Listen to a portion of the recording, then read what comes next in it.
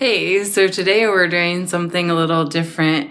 I just got back from JC Penney, which is closing in our area, and I'm going to show you what I purchased from there for my small business and sort of like what I do when stores are closing locally in my area. And I'm also going to show you some of the fixtures I got a while back from the Toys R Us that closed around here, as well as Gordman's, and how I use those things in my business. So let's get started.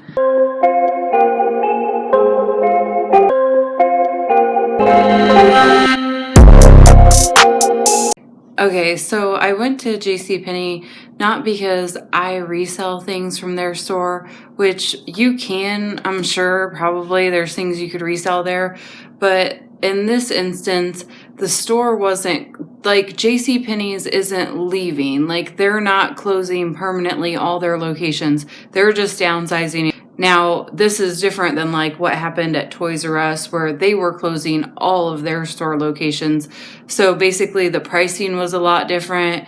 I don't believe the pricing is going to go super low in this instance. Like Toys R Us even, it took a really long time for the prices to drop. And again, I wasn't there to pick up toys. I did pick up toys for Nico because he's my little sidekick and he had to have a few things and they were closing, so it was kind of like a nostalgia thing with Toys R Us. But basically what I'm trying to say is I've been to several store closings. Some were permanently closing and some were just closing those locations.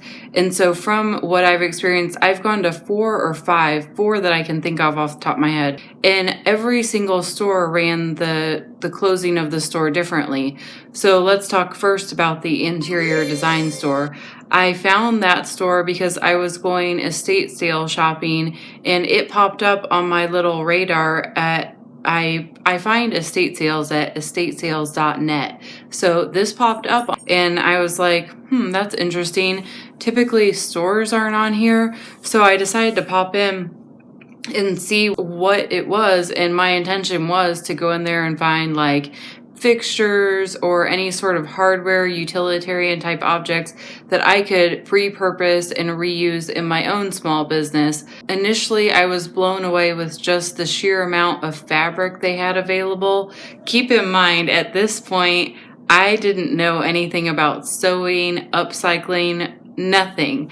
I just saw a lot of fabric and I saw a big opportunity. I didn't know in my this is going to sound crazy.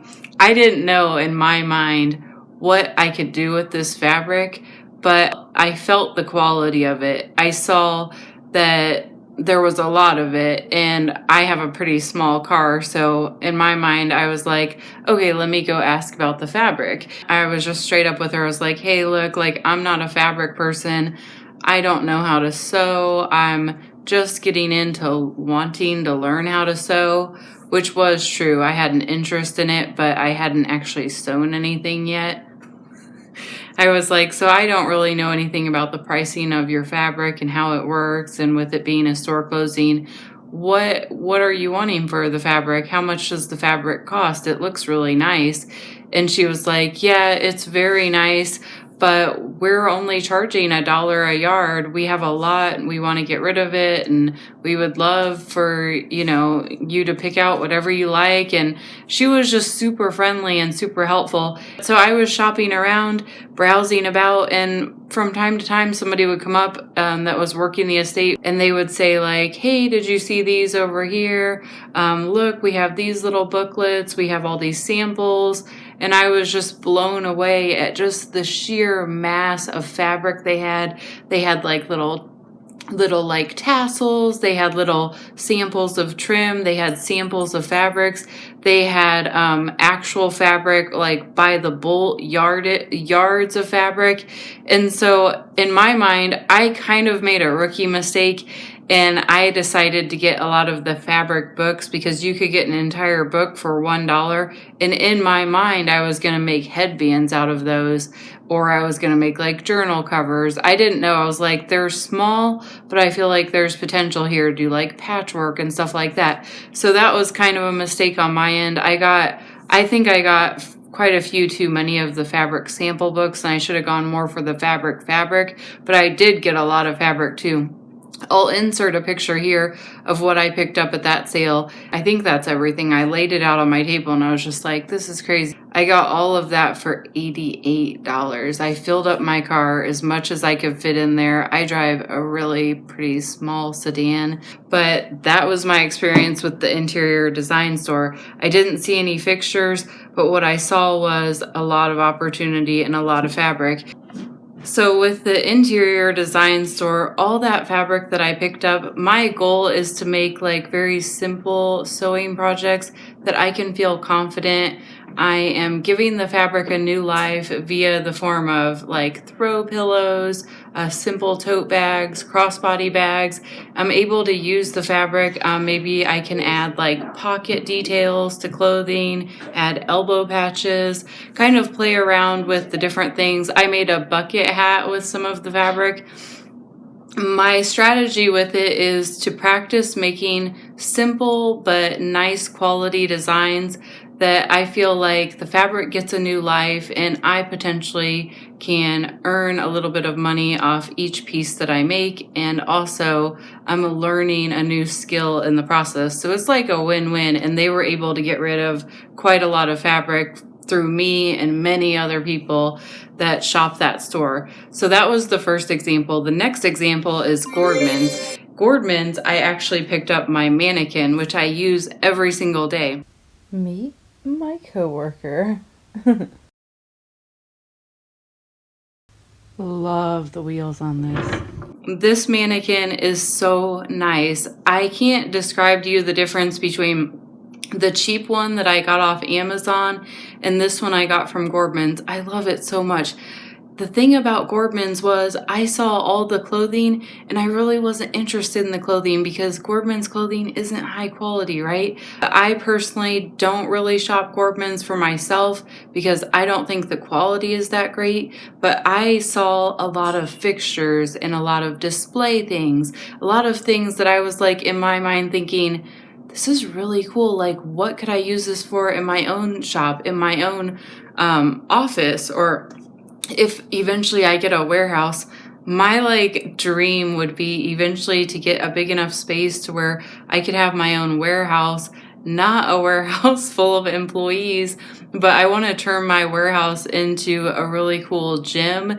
And then I want to have plenty of space to hold my inventory, to take photos, to make YouTube videos or whatever else I want to do with it. But just to like have that big open space so that I don't have to like do it all, you know, always having to like set up a place to, you know, like with YouTube, it doesn't really matter. It's more casual, but like with my shops, always having to like set up a little background and do all that. Like if I have my own warehouse, I could just keep it set up and I could design it really cool and like it would be permanent. And I love that as like a long-term vision. So I also was thinking of that when I purchased the items. Whether or not I end up getting my own warehouse, I can still use the stuff in my office right now. So let me show you some of the fixtures I picked up from from Gordman's. Here's the fixtures I got from Gordman's. This one actually folds out to be double this size, but this is as big as I need it right now for my office. And I can mix and match and move these rods around to store, like right now, supplies, earrings, some inventory, post office supplies, just pretty much whatever I can get on there I use it for currently. And it could be used to display things too.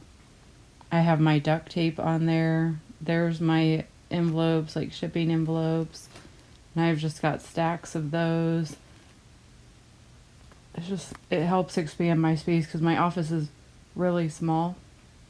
So there's that. My office is pretty cluttered though, right? Okay, next up, let me show you this rack I got. And I use it to store coats, pretty much mostly winter coats, which are a pretty good seller in my store. Only regret on this is I wish I would have gotten more than one of these racks. These, I believe, were only $35 each, which was such a good deal. They hold quite a few coats, but now I'm ready for another one too. Next, I got this like bubble rack is what I call it from Gordman's. I got it because I love the way it looks and I use it to hold accessories and I just love that. All of the pieces from Gordman's had wheels on the bottom of them, which I absolutely love. Comes in so handy when you have a small space to work in because I can always move them around as needed. This one I use to hold like thank you stickers, my poly bags, my clear bags, bags on bags on bags. My art supplies on the top, jewelry making stuff too, my like barb thing, and these little racks, including the basket on top, I can pop on and off as needed.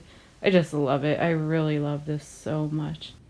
When I went there, they didn't have any mannequins on the floor. So what I did was I tracked down a manager and I just asked him, like, I was like, hey, I was just wondering if you have any mannequins that you're trying to get rid of, because I'm just starting my own small business and I just sell things online, mostly like vintage clothing. And if I had my own mannequin, that would be so helpful. And I was like, I would be more than happy to take a few off your hands if you're trying to get rid of them. And he was like, oh yeah, I have a bunch of mannequins upstairs. I didn't know anybody would want those. And let me go show you what's in my office.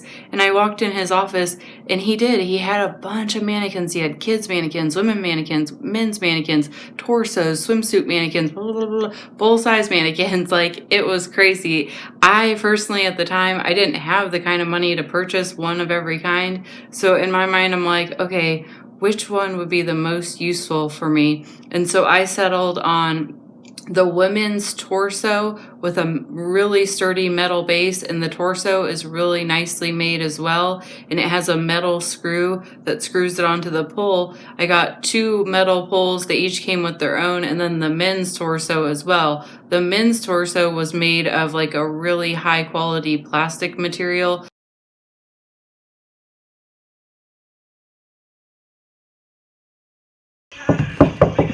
But it was really sturdy. And I've used this mannequin day after day after day, and I love the metal base. And I've shown you before, like, my husband put the wheels on it to make it easier when I was injured. But yes, I absolutely love those. They're interchangeable too, which I love. Okay, moving on to the next shop, which was Toys R Us. Toys R Us was a hard one. I wasn't seeing right away anything that I could use for my business. And so I think that's also important to note, is like, not at every store closing is there going to be something relevant to your business. I ended up getting tape, which didn't work out, and I'm glad I didn't get a bunch of it. It was just a little too thick and it wasn't really good quality.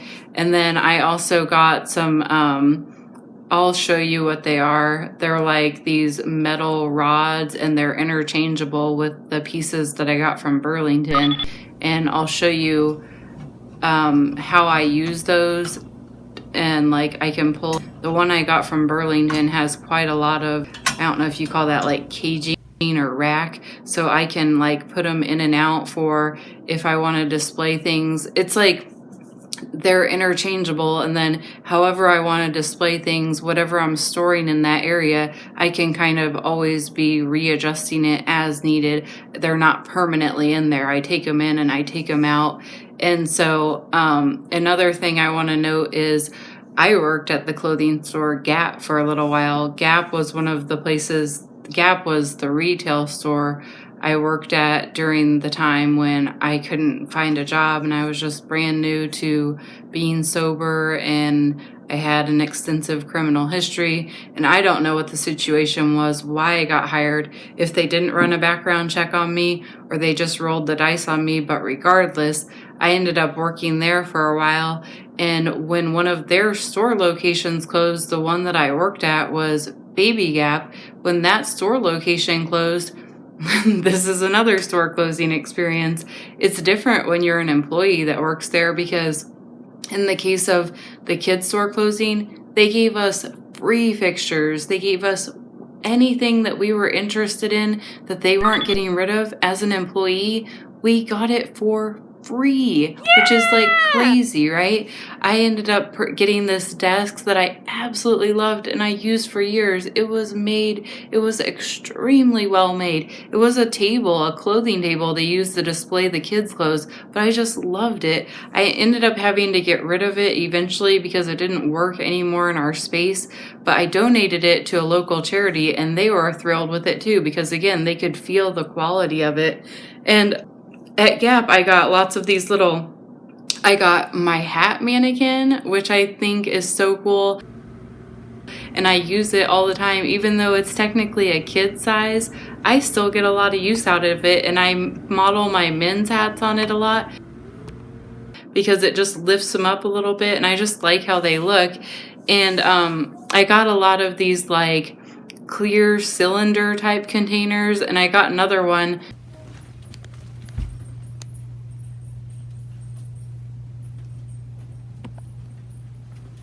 JC Penney's, I got another one of those because I know from Gap that I like how those hold up. They don't, so far I've used them for years and they haven't cracked or anything. They don't give me any trouble. They're clear, so I can paint them whatever color I want, or I can leave them clear. And I just use those as like storage containers or whatnot, but I like them. They were free. And in this case of JC Penney's, he charged me it was free. He gave it to me for free, but it was just $3. So it was like a little bonus item. A little side note, yes, COVID is still a thing right now. And I am not going out like all the time, but I'm starting to slowly let myself and Nico go do things, whether it's a small family dinner, which we're doing this Saturday for my birthday and I'm excited, or it's venturing off to the store. So yeah, I'm trying to keep things in perspective, and I'm trying to focus less on like letting my anxiety completely overrule all of my decisions and not keep Nico on such a tight leash and chain, because the number of survivors far surpasses the number of people that have been killed by COVID. And I don't want to seem insensitive at all, but I just want to be more realistic. And if we catch it, yes, we catch it, but we are very likely to survive it if we catch it. So I don't want to continue living in fear. And I was fine with quarantine, but I think I extended our quarantine a little bit longer than maybe necessary. And so now I'm starting to feel like, okay, like one day a week, we pick something that we want to go do, maybe 2 days a week. And just kind of go from there and see where it takes us. So this week, my thing was I'm going to JC Penney's and I'm going to a family dinner. Last week, it was, what was it last week? I don't know if I went anywhere last week. And it's also very easy for me. It's also very easy for me to like not leave because I have anxiety and because I work from home. So I'm like used to being home. And I thought that it was the absolute right thing to do to stay home like indefinitely until we get a vaccine. But I'm easing up a little bit because it was definitely the right thing to do during quarantine. But now as things reopen, I am going out. I'm going out in moderation, but I'm going out. Oh, the gym. That's going to be another one I do. And estate sales. I'm going to be adding those back on. I'm going to go out and do the things that bring me happiness, that bring me joy, that add to my overall well-being. And I'm willing to risk that in the chance that I catch COVID, as long as I'm being responsible, I'm wearing a mask, I'm social distancing, I'm washing my hands. I'm okay now with going out 1 to 2 times a week. So I just want to put that out there in case anybody's wondering like, oh, I thought you weren't leaving and now you are.